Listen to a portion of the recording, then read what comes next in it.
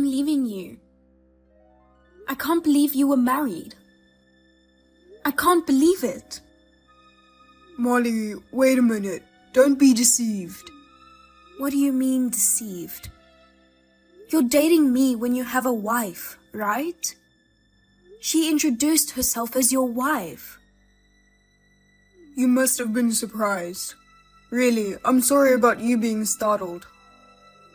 That's that girl I told you about. The girl who was stalking me back home. I thought it was over when I got transferred.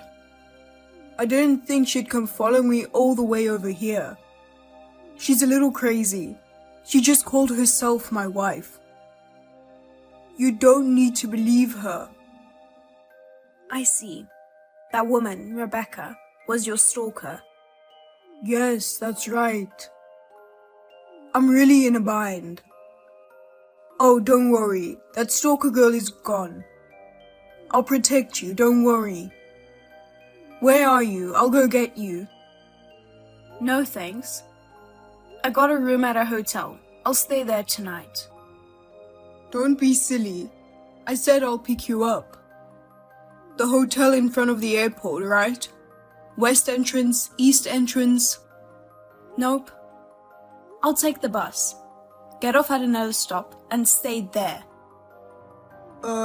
Okay, it's a little far, but okay, I'll go. Where's the bus stop? Tell me, I'll be right there. Don't come. Why not? You still don't get it? Huh? What? I know everything. Huh? You know? Don't tell me you believe what she says. She's crazy. She just calls herself my wife or something. Of course I'm right, right? No. I met your wife in your apartment and we had a long talk, face to face. What? Were you okay? She didn't hurt you. That woman. My precious Molly. Just hear me out. You know what? When you told me about the stalker woman before, you said she was a cunning bitch, quick to lose her temper, and doesn't listen to anyone, right? But when I actually talked to her, she wasn't like that at all. On the contrary, she had all her identification, proof that you were married, etc. She told me to calm down and offered to talk about it. Then I was able to calm down and talk. Now I know everything you're trying to hide. Of course, that's her plan. She made up all that evidence. It's fake. Don't be fooled. Anyway, she's cunning. I don't think it's called cunning. I think it's called calm, collected, and clear-headed. Oh my god, she's brainwashed you. You still say that? LOL. Ma'am, it's not a coincidence that you ran into me. Huh? She found out from a tip from an acquaintance that you and I were living together, so she hired a private detective. Private detective? Did you say who the tip was from? There's no way she would tell me under the circumstances. So she did her research and here we are today. Because of that, I now understand that the transfer you're talking about is to leave your wife behind in your hometown and move out on your own. I now have a clear understanding of the situation. Your wife is a smart woman who doesn't deserve a moron like you. Wait a minute, Molly, that's... Also, she also knew that you lied to me about being single. Huh? So, after confronting you with the truth, it seems she came during the time when only I would be there to confirm what I wanted to do from that point. Therefore, even though we can call it a meeting between me and your wife, to be precise, things just unfolded as your wife had planned. Oh my god. But if you women talked it out, that's fine, right? I never said it was resolved through discussion. We were accompanied by your wife's lawyer. We're going to take the appropriate action from this point, and we're going to settle the matter. Lawyer? Hey, Molly. I may have told you I'm single. I lied out of love because I wanted to marry you. It's because I love you. You understand, won't you, sweet Molly? That's enough. I understand. I'm glad you understand, Molly. You are the best. I'll take you over my wife anytime. She's so mean. She'd go and get a private detective. You're all I've got. I didn't know you were that stupid. What? What kind of a lie is love? If you're married, you're supposed to put an end to your marriage first and then start a relationship with another woman. What you are doing is disgusting as a human being. And I was forced to have an affair without my knowledge. It's not a joke. But you know, we were dating on the premise of marriage, right? I even met your parents. If that woman hadn't stormed in, we would have gotten married, right? That's right. In other words, you even committed marriage fraud. What? Why would I do that? You made me put down a payment of $5,000 on your own car. What? Because if we got married, we'd be using money as a couple, and you'd be driving the car. Are you seriously out of your mind? I can't believe you would have the nerve to marry me under these circumstances. I'm not going to talk to my parents and get a lawyer. I'll ask you to make contact through my lawyer in the future. Oh, why? You love me, right? Then whether I have a wife or not, as long as you love me, there's nothing wrong with that. Hey, say something. Huh? What's this? It means that all of these message screen caps have already been sent to your wife, Rebecca. I'll tell you now, even if you divorce Rebecca, I'm not going to marry you. That's enough. I hate dishonest people. Immediately after this, I blocked Miles. Thereafter, I left it to a lawyer. Anyway, I told him through my lawyer that there was no way I could marry a man who would betray his wife. But he insisted that it was a trivial matter for two people who love each other. After the conversation was over, Miles's parents came to me, apologized, and gave me a refund of $5,000 plus compensation. Next, Miles's divorce from his wife was finalized. He started stalking me, saying that now he could marry me. I went to the lawyer again and put a restraining order on him. And finally, I had peace. It was all so tiring. He is now in the middle of being forced to quit his job and sent to a church of an acquaintance, where he is going to be rehabilitated for his bad temper. Austin, divorce me right away. Huh? Casey? I don't need someone like you anymore. You low-income trash. Divorce, divorce. Divorce is the only way. Hey, calm down. What's the matter with you? I told you, I'm divorcing you. Can you at least tell me why? It's so abrupt, I'm confused. I've been telling you for a while now. You're a low-income bum. Don't tell me you don't know why. Because I'm unemployed? That's right. You know what I'm talking about. You were working for an exploitive company with low pay. It's been 6 months since you quit, and you still haven't tried to get a new job? You've gotten a taste of living off my high income as an employee of a major company. What is a man supposed to do if he's not the breadwinner of the family? The reason I left my job was because I got sick, so it's no wonder. You've recovered completely, but you're not looking for a job. I'm not looking for a job. I'm preparing to start my own business. Thanks to the Labor Bureau's help, I've been able to get my unpaid overtime and severance pay. I had no time to spend money in the first place, so I have a good amount of savings. I told you we'd be okay financially for a while. I'm sure I've explained it to you many times. That's it. There. That's not good enough. That? You're too soft-hearted. You were working in the sweatshop, and your bosses were pushing you to do even more work. That's why you broke down and were forced to quit.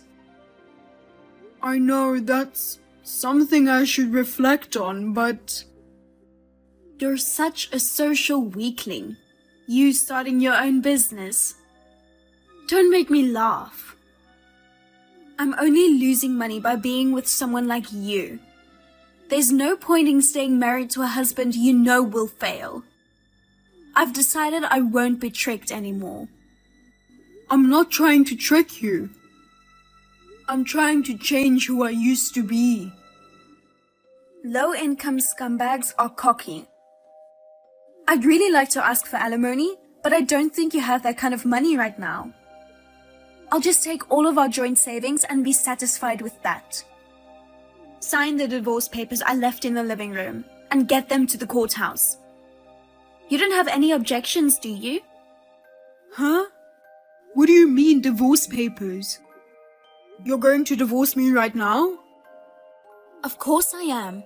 If you don't get on with it, you never know when it's going to be a problem. I left the apartment while you were out all morning playing around. I really wanted you to leave, but the apartment is in your name. I had no choice but to move out. Well, I can see a future where you'll be forced to leave because you can't pay the rent now. Wait a minute. Let's calm down and discuss this properly. No, I don't want to. Being married to a low-income, trashy husband is nothing but hell. Goodbye. At best, live like a weak man who was abandoned by his wife and live a poor life.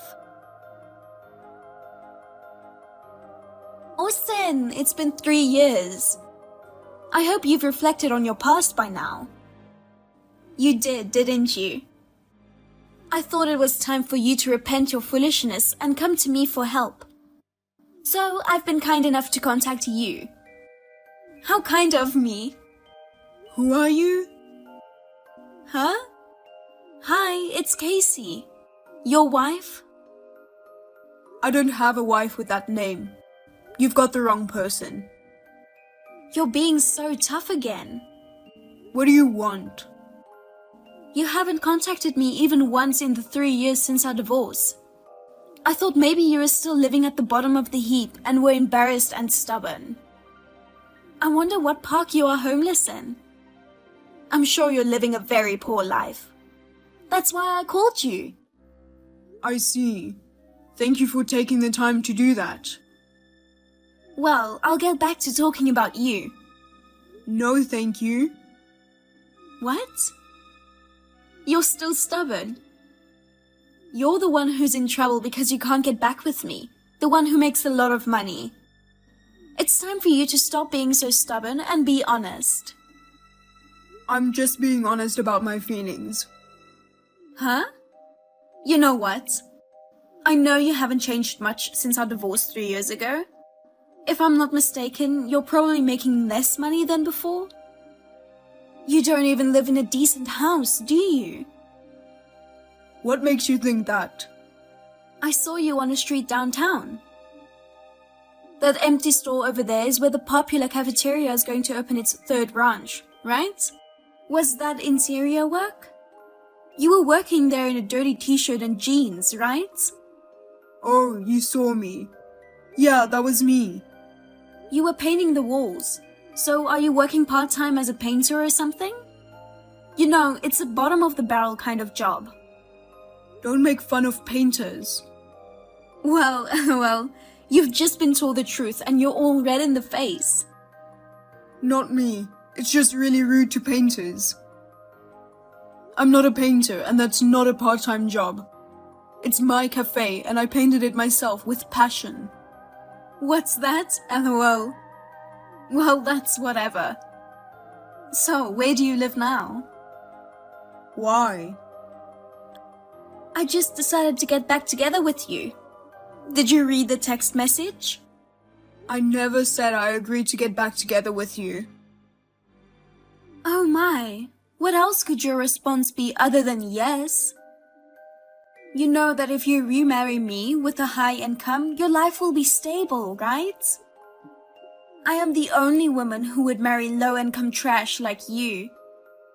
I'll go to your place with a marriage certificate, so tell me where you live. Or are you so poor that you don't have a house?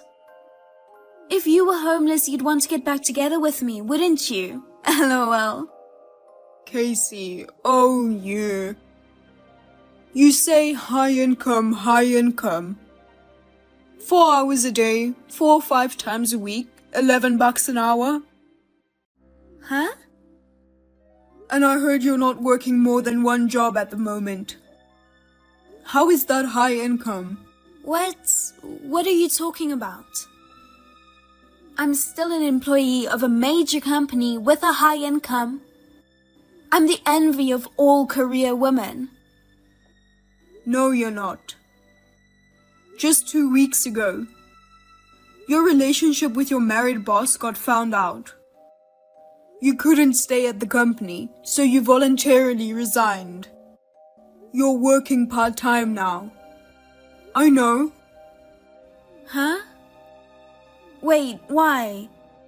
How do you know? You haven't figured it out yet? I mean, do you even know the name of your own employer? Working with an attitude like that, no matter how much of a part-timer you are, it's appalling. Huh? What, you're just trying to show off? Then I'll tell you. Who the hell do you think you are talking like that when you are working for me and my wife? What? What are you talking about? And by wife? How can you have a wife if you're a low-income trash? I'm already married and I'm the boss now. What?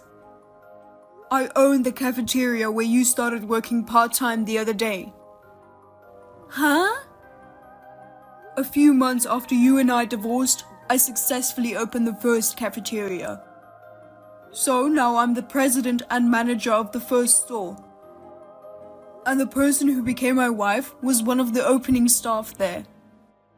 Now she's the manager of the second store, where you are now. Huh? Wait a minute. That female manager is your second wife? That's what I meant. We got married 3 months ago. What the hell?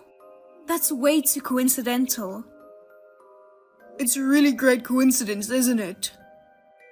I've left it up to my wife to interview and hire a new part-timer for the second restaurant. But the day before yesterday, she told me that she hired a new part-timer and it was you. I was so surprised. And then I found out through some contacts why you left your last job. Really? What's going on?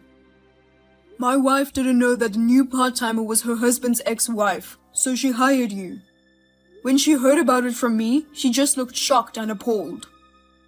I'm surprised too. I didn't know you were running a cafe.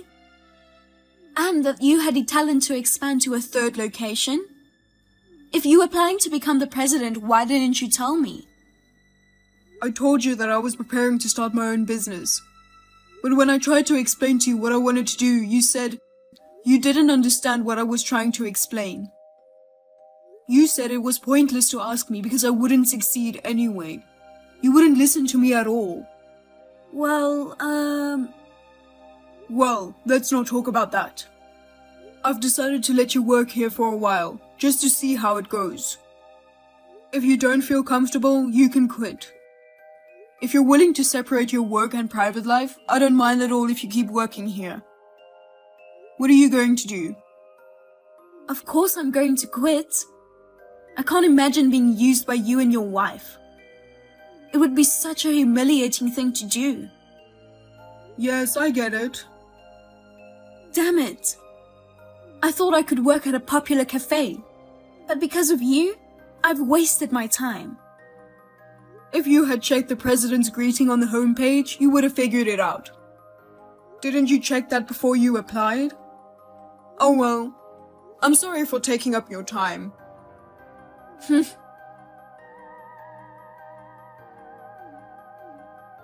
Oh, give me a break. What is this certified mail? What do you think you're doing?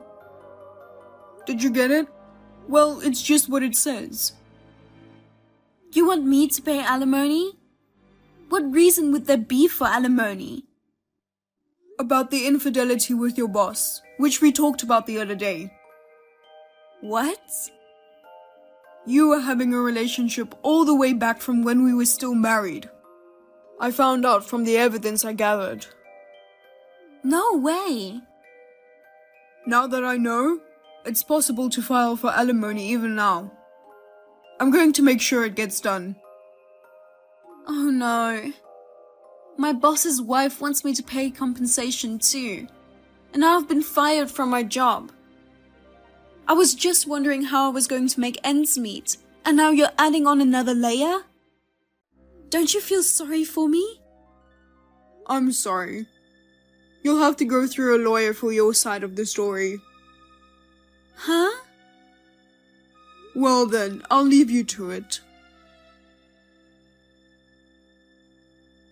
My ex-wife was supposed to be excellent at her job, but I guess you could say she has a personality problem. However, she had good looks on the outside, so my present wife was easily fooled during the interview. Casey was in a hurry to get back with me because she was fired from her job, and then she remembered me. Even with a low income, she thought I must have saved up some money and didn't have time to spend it when I was working for that bad company. If I were thinking of starting a business, I must have a good amount of money. She was so full of expectation that she thought she would be the president's wife if she had succeeded. But no way, it backfired. As for me, I was relieved. The amount of compensation she has to pay has been further increased. Right now, it seems like she's working tirelessly, mainly focusing on jobs where she can earn money, often juggling multiple jobs every day.